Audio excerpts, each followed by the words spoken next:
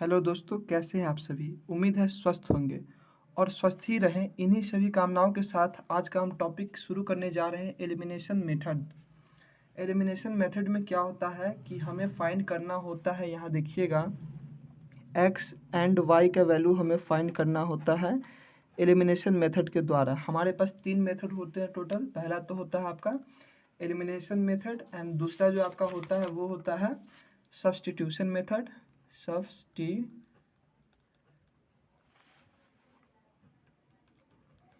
Tuition method and तीसरा जो होता है आपके पास वो होता है cross multiplication method. Cross multiplication method. तो जो आज का हमारा टॉपिक है वो है एलिमिनेशन मेथड। और एलिमिनेशन मेथड की सहायता से हम सीखेंगे कि एक्स वाई का वैल्यू हम कैसे निकाला जाए और किस तरह से फाइंड किया जाता है। तो हम एलिमिनेशन मेथड को हम विलोपन विधि भी कहते हैं। क्या कहते हैं? एलिमिनेशन मेथड को हम यहाँ पे विलोपन विधि भी कहते हैं। और बिहार बोर्ड में हर साल विलोपन विधि से एक 5 नंबर का प्रश्न पूछा ही जाता है। ठीक है, तो सबसे पहले एक प्रश्न से हम शुरुआत करेंगे कि आखिर उस क्वेश्चन को हम फाइंड कैसे करें। तो हमारे पास एक प्रश्न है, 3x + 4y = 10। ठीक है, 2x - 2y = 2। कंसेप्ट आप लिखिएगा यहाँ पे। स्टेप क्या है? Eliminate any one of x and y. आपको करना क्या है? सबसे पहला स्टेप है कि आपको एलिमिनेट करना है किसी एक फंक्शन को, वो एक्स हो या वाई हो, दोनों में से किसी एक को आपको सबसे पहले एलिमिनेट करना है। ठीक है, तो यह जो हमारा प्रश्न यहाँ पे आप देखेंगे 3x + 4y = 10 है। और नीचे जो हमारा सेकंड इक्वेशन है इसको आप इक्वेशन 1 मान लीजिए और इसको इक्वेशन 2। और हमारा जो दूसरा इक्वेशन इसमें आप देखेंगे कि 2x - 2y = 2 है। तो यहाँ पे ना x कैंसिल होने वाला है ना y कैंसिल होने वाला है। तो इसमें ऐसे कंडीशन में क्या करेंगे, आप यहाँ पे देख सकते हैं कि हम यहाँ पे अगर सेकंड इक्वेशन में 2 से मल्टीप्लाई कर दें बोथ साइड, तो 2x - 2y = 2, यह हमारा इक्वेशन है। और इसमें हम 2 से मल्टीप्लाई कर देते हो तो यहाँ पे हमारा आता है 4x - 4y = 2। तो यहाँ पे इन दोनों में आप सिमिलरिटी देखिए, 3x + 4y = 10 और यहाँ पे हमारा आया 4x - 4y = 4 होगा। यहाँ पे 2 × 2 4। तो यहाँ पे +4y से -4y यहाँ पे हमारा एलिमिनेट हो जाएगा। तो इसको हम इस तरह से भी लिख सकते हैं कि 3x + 4y = 10 and 4x - 4y = 4। अब दोनों इक्वेशन को हम यहाँ से सब्सट्रैक्ट कर देंगे तो क्या होगा? अच्छा, सब्सट्रैक्ट करेंगे तो क्या होगा? ये माइनस में आएगा, हमें माइनस में नहीं लाना। और यहाँ पे सब्सट्रैक्ट करेंगे तो माइनस माइनस प्लस हो जाएगा, तो यहाँ पे 8y हो जाएगा। तो इसको हम सब्सट्रैक्ट ना करके यहाँ पर हम ऐड करेंगे। तो अगर हम इसको ऐड किए यहाँ पे तो +4 से -4 तो कैंसिल हो जाएगा। और यहाँ पे 7x = 14 आ जाएगा। तो x का हमारा वैल्यू यहाँ पे क्या होगा? 14/7 = 2। तो हमारा x = क्या आ जाएगा? 2 आ जाएगा। x = 2 आ जाएगा। और यही x का वैल्यू इन दोनों में से किसी एक इक्वेशन में हम पुट कर दे तो हमारा y का वैल्यू भी आ जाएगा। तो यहाँ पे लिखिए आप, putting x value in equation 1 या 2, किसी में आप रखें, वैल्यू y का सेम ही आएगा। 1 में क्यों रखें? 1 में हम देख रहे हैं यहाँ पे सब प्लस में है, तो यहाँ पे प्लस करने में आसानी होगी, इसलिए हम यहाँ पे इक्वेशन 1 में रख रहे हैं। तो 3 × x की जगह पे 2 + 4y = कितना है? 10। तो यहाँ पे 3 × 2 = 6 + 4y = 10। ठीक है, तो 4y = क्या हो जाएगा यहाँ पे? 10 - 6 इक्वल टू 4, तो y इक्वल टू 4/4 बराबर क्या आ जाएगा, y इक्वल टू हमारा हो जाएगा 1।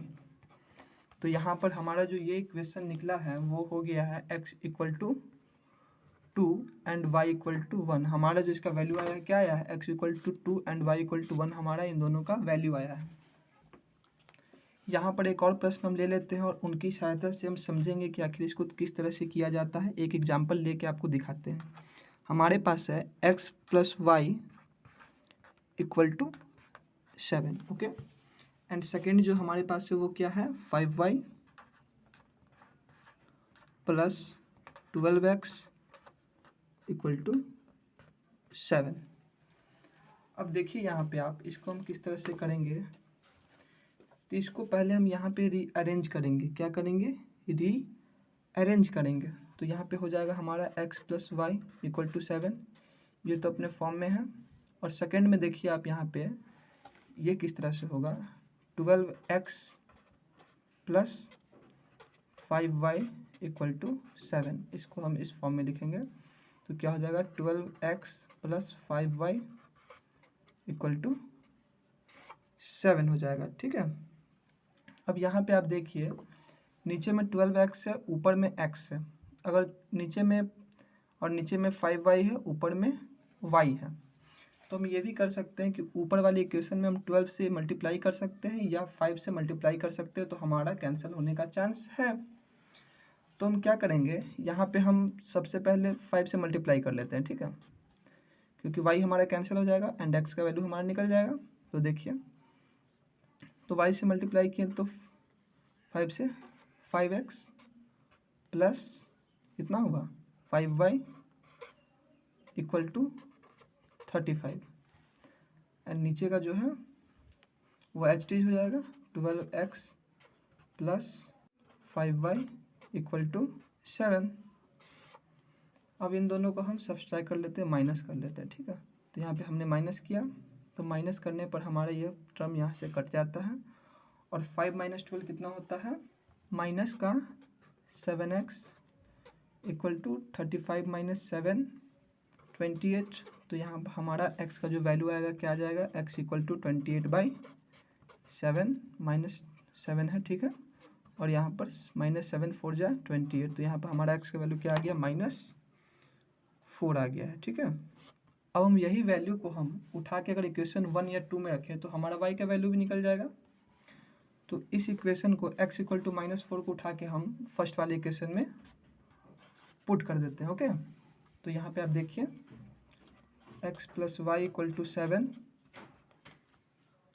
तो यहाँ पे हम x इक्वल टू -4 रख दें और प्लस वाई इक्वल टू 7 कर दें, तो क्या हो जाएगा हमारा y इक्वल टू 7, ये इधर माइनस में तो इधर गया तो प्लस में 4, तो y इक्वल टू 11 हमारा यहाँ पे आंसर हो जाएगा। तो यहाँ पे हमारा x equal to -4 and y equal to 11 हो जाएगा।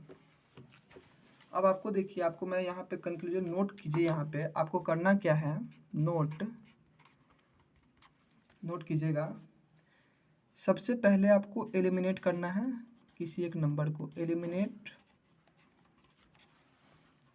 एनी क्या x and y, then balance the